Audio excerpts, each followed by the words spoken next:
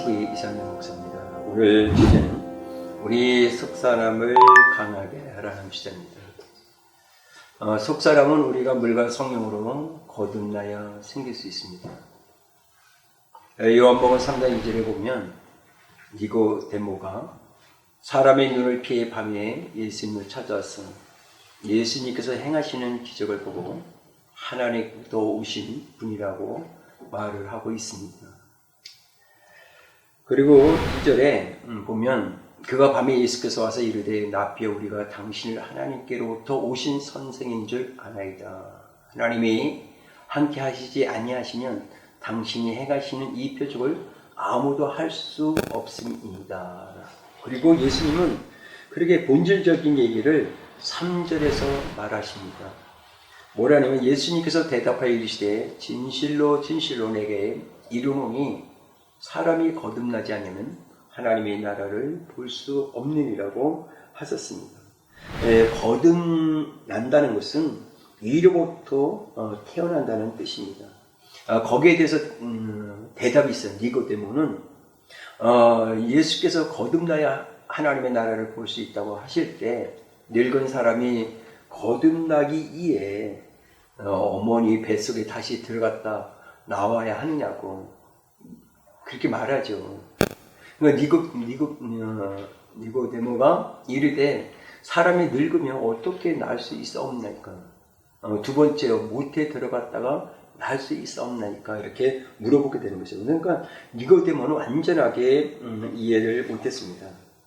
그래서 예수님은 오늘 거듭남에 대해서 이렇게 얘기를 하는데 그 예수님은 니고데모의 질문에 요한복음 3장 5절 7절에 이렇게 말합니다.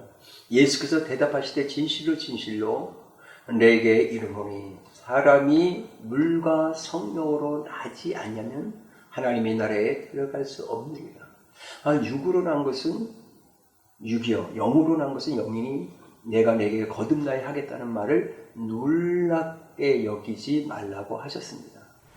이 말씀은 성령으로 난 것, 즉 성령으로 우리 속사람이 태어나야 예수 그리스도가 하나님의 아들이심을 시인하게 되는 것입니다. 그리고 예수님을 주로 영접하여 자녀가 되는 권세를 가지게 되는 것입니다. 그래서 우리가 성경에 있는 말씀처럼 정말로 이는 혈통으로나 육종으로나 사람의 뜻으로 나지 않냐고 오직 하나님께로부터 난 자들이라고 하였습니다. 여기서 하나님께로부터 났다는 것은 성령으로 거듭난 속사람을 말하고 있는 것입니다. 즉 하나님께로부터 난 속사람은 영임으로 영원한 것입니다. 겉사람이 육체를 위해 심는 자는 썩어질 것을 거두지만 성령으로 난 속사람을 위해 심는 자는 성령으로부터 영원한 생명을 거두게 되어 있습니다. 갈라디아서 6장 8절에 보면 자기 육체를 위하여 심는 자는 육체로부터 썩어질 것을 거두고 성령을 위하여 심는 자는 성령으로부터 영생을 거두리라. 이렇게 기록이 되어 있습니다. 그러면 속사람은 무엇입니까? 속사람은 우리가 잘 아는 것처럼 새로운 피조물입니다. 고린도 후서 5장 7절에 그런즉 누구든지 그리스도 안에 있으면 새로운 피조물이라. 이전 것은 지나갔으니 보라 새 것이 되었다. 즉 이전 육체 속에 죽은 모든 것이 다시 나가버리고 우리 속에 새로운 피조물이 탄생된 것입니다. 그래서 예수 그리스도를 영접함으로써 우리 속에 생기는 영인, 속사람은 새로운 피조물이 된 것입니다. 새로 창조된 속사람은 새로운 것을 준비하면서 그 속에는 생기가 넘치게 되는 것입니다. 그래서 우리들은 주님 안에서 새롭게 창조되었기 때문에 썩어질 것을 바라보지 않고 오직 주만 바라보고 살아가게 되는 것입니다. 그러니까 이런 사람들은 세상을 사랑하지 않죠. 하나님을 사랑하게 되고 하나님의 나라를 사랑하고 영혼을 사랑하고 계속 예수님 없이는 살 수 없는 그런 영적인 사람으로 완전히 이제 살아가게 됩니다. 두 번째 속사람은 날로 새로워집니다. 고린도후서 4장 16절에 그러므로 우리가 낙심하지 아니하노니 겉사람은 낡아져나 우리의 속사람은 날로 새로워진다고 하였습니다.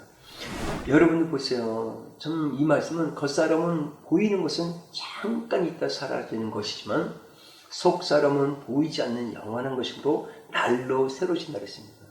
우리 뭐 그렇게 예쁘고 멋있던 외적인 모습도 나이를 먹으니까 주름이 생기고 영원하지 않잖아요. 그러나 진짜 그 영의 세계, 하나님의 나라는 영원한 겁니다. 그래서 예수 그리스도를 믿는 하나님의 사람들은 보이는 것에 의해 사는 것이 아니라 보이지 않는 영원한 것을 위해서 살기 때문에 하나님께서 기뻐하십니다. 근데 우리는 항상 소망을 가지고 있죠. 천국의 소망을 가지고 땅의 것을 바라보지 말고 위의 것을 바라보면서 사람을 보지 않고 예수님을 바라보면서 살아야 됩니다. 그래서 베드로전서 1장 3절에 보면 속사람은 예수께서 죽은 자 가운데서 부활하심으로 말미암아 생긴 것이고 4절에는 이렇게 생긴 속사람은 썩지 않고 더럽히지 않고 새하지 아니한다고 하였습니다. 자, 여러분 보세요. 육신은 시간이 지나면 썩지만 속사람은 썩지 않습니다. 우리는 다 썩어서 없어져요. 그 다음에 우리가 입은 옷은 더러지지만 속사람은 더러지지 않습니다. 그래서 우리는 계속 빠르도 그렇죠. 또한 남은 입은 새함에 떨어지지만 속사람은 새하지 않고 날로 새로워지는 것입니다. 예수님은 요한복음 4장 23절 24절에 이렇게 말씀하셨습니다. 아버지께 참되게 예배하는 자들은 영과 진리로 예배할 때가 오나니 곧 이때라 아버지께서는 자기에게 이렇게 예배하는 자들을 찾으시니라. 하나님은 영이시니 예배하는 자가 영과 진리로 예배할지니라고 말씀하셨습니다. 이 말씀은 속사람이 성령과 하나 되어 함께 하나님께 예배 드리는 것을 말하는 것입니다. 이렇게 예배를 드릴 때 신령과 진정으로 드리는 예배가 되는 것입니다. 그래서 우리가 성령과 우리 영이 속사람이 하나가 딱 되어서 그래서 기도하고 예배 찬양하고 예배 드리고 사역할 때 놀라운 역사가 일어나고 하나님의 영광이 나타나고 기적의 역사가 일어나는 겁니다. 그래서 우리는 영의 사람들에게 영적인 사람, 영의 사역을 해야 되고 영의 이끌림을 받아야 됩니다. 이것을 우리가 정확하게 알고 깨달아야 됩니다.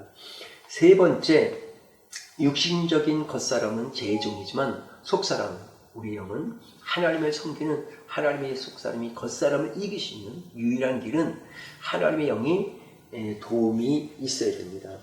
그래서 참 그렇죠. 우리가 이게 육 때문에 나는 진짜 하나님을 따라가야 되는데 기도해야 되는데 예배 드려야 되는데 찬양해야 되는데 주님을 사랑해야 되는데 이 계속 겉사람은 계속적으로 세상에 가서 놀자 세상을 이끌어가고 계속적으로 죄짓는 일만 하게 되고 쾌락을 즐기게 만들죠. 근데 영은 뭐예요? 계속 하나님을 예배하게 만들잖아요. 그러니까 육과 영은 엄청난 차이가 있는 겁니다. 그래서 로마서 8장 14절에 무릇 하나님의 영으로 인도함을 받는 사람은 곧 하나님의 아들이라고 하였습니다. 즉 하나님의 영으로 인도함을 받는 것, 겉사람이 아니고 속사람이고 이 속사람이 하나님을 향해 아바 아버지라고 부르짖는 것입니다. 그래서 로마서 8장 15절에 너희는 다시 무수하는 종의 영을 받지 아니하고 양자의 영을 받았으므로 우리가 아빠 아버지라고 부르짖느라고 말씀하고 있습니다. 즉 성령은 우리 영인 속사람과 더불어 하나님의 자녀답게 일할 수 있도록 우리를 그렇게 했습니다. 그래서 고린도전서 3장 16절에 보면 내가 하나님의 성전인 것과 하나님의 성령이 너희 안에 계시는 것을 알지 못하니라. 참 이것은 성령이 우리 영과 함께 있음을 말해주고 있는 것입니다. 그러니까 우리 영이 성령이 우리 안에서 소멸되면 안 돼요. 성령이 우리 영과 우리 속사람과 함께 하나가 되어서 딱 동행하는 성령과 함께하는 삶을 살아야 됩니다. 그래서 예수님을 믿는 사람은 속사람이 살아있고 믿지 아니하는 사람은 속사람이 죽은 것입니다. 중요한 것은 겉사람, 육이죠. 주인을 혼이라고 합니다. 겉사람. 즉 혼의 중심은 이성이라고 할 수 있습니다. 그래서 예수님을 영접할 때 우리 속의 속사람, 영은 거듭나지만 겉사람, 육은 옛모습 그대로 있는 것입니다.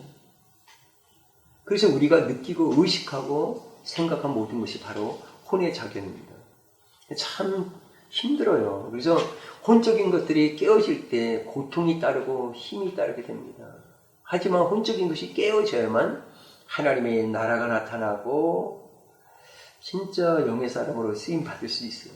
그러니까 막 우리의 생각이 강하고 나의 감정 그리고 나의 의지대로 이 혼적인 것들이 너무나 강하기 때문에 참 힘들 때가 많아요. 그래서 바울은 혼적인 것이 죽어도 또 살아나기 때문에 나는 날마다 죽노라고 했습니다. 그래서 더욱 중요한 것은 겉사람, 이 육이 십자가에 반드시 죽어야 하나님의 영적인 교제가 이루어질 수 있다는 것입니다. 그러니까 죽은 것 같은데 또 살아나고 우리 목회자들도 우리도 크리스찬들도 죽은 것 같은데 또 살아나고 그래서 갈라디아 2장 20절에 내가 그리스도와 함께 십자가에 못 박혔나니 그런즉 이제는 내가 사는 것이 아니요 오직 내 안에 그리스도께서 사시는 것이라. 이제 내가 육체 가운데 사는 것은 나를 사랑하사 나를 위하여 자기 자신을 버리신 하나님의 아들을 믿는 믿음 안에서 사는 것이라고 했습니다. 나는 육체적 이성적인 것을 말합니다. 나. 우리는 이런 나를 전부 십자가에 못 박아야 됩니다. 이거 계속 훈련해야 돼요. 그래서 나라는 존재 얼마나 강한지 몰라요. 그리고 두 번째 겉사람의 믿음은 세상적인 믿음인 것입니다. 우리가 입으로만 믿습니다 하면서 역사가 일어나지 않죠. 얼마나 많은 사람들이 믿습니다. 목사님 걱정하지 마세요. 하나님 계십니다. 믿습니다. 그러나 진짜 예수님을 위해서 하나님의 나라를 위해서 할 때 그 믿음이 겉사람의 믿음의 사람들은 겉사람의 믿음은 다 도망가요. 그러나 영의 믿음은 도망가지 않습니다. 예수를 위해서 죽고 산 자가 됩니다.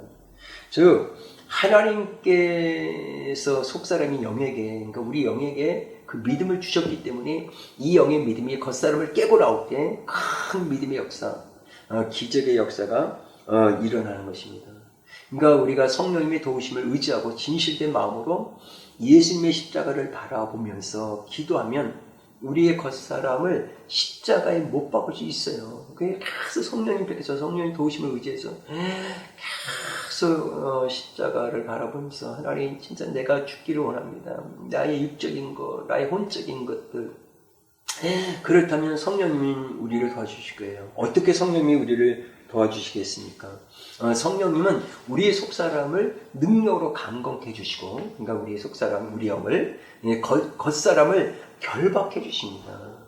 그러니까 우리 육체를 결박할 때 계속 우리 육적인 내 생각을 묶어버리고 내 감정적인 의지적인 것, 내 육적인 것 계속 제약된 것들 계속 성령이 우리를 결박할 때 육신의 힘이 빠지는 현상. 그래서 하나님의 성령이 속사람의 영과 교통으로 마음에 이제 평안이 이제 오게 되는 것입니다. 그래서 우리 속사람이 강해져야 돼요. 그래서 사도 바울은 내 영혼을 소생시켜달라고 우리 영이 강해질 때 우리의 겉사람 그런 것들을 이겨나갈 수 있어요. 그걸 지배할 수 있는 거예요. 그러니까 영이 맨 위에 와야 돼. 영혼 육이 돼야 돼. 영혼 육이 될 때 영의 지배를 받아야 돼. 영이 혼을 지배하고 그리고 육을 다스릴 때 우리는 온전하게 승리하는 거예요. 그러니까 하나님은 오늘 결론을 말씀드리면 하나님은 영이시기에 우리 영과 함께 하시며 우리 영은 곧 하나님의 일터가 되는 것입니다. 그래서 하나님은 영의 속사람을 통해 우리를 깨닫게 해주시고 인도해 주시고 이루어 주시고 가르쳐 주십니다. 생명의 양식을 먹게 하십니다. 그러니까 생명의 양식을 먹을 때 우리의 속사람의 영은 날로 새로워질 수 있습니다. 그리고 하나님과 교제를 통해 원활할 때 우리의 모든 삶이 온전해지는 것입니다. 그래서 저와 여러분이 속사람이 이제 강해져서 진짜 어떻게든지 우리는 육적인 것들, 겉사람, 혼적인 것들 이런 것들을 지배하고 다스리는 영의 사람으로 살아가면서 하나님의 영광을 나타내는 축복의 사람으로 이 마지막 세대에 쓰임받는 여러분들이 되시기를 축복합니다. 감사합니다.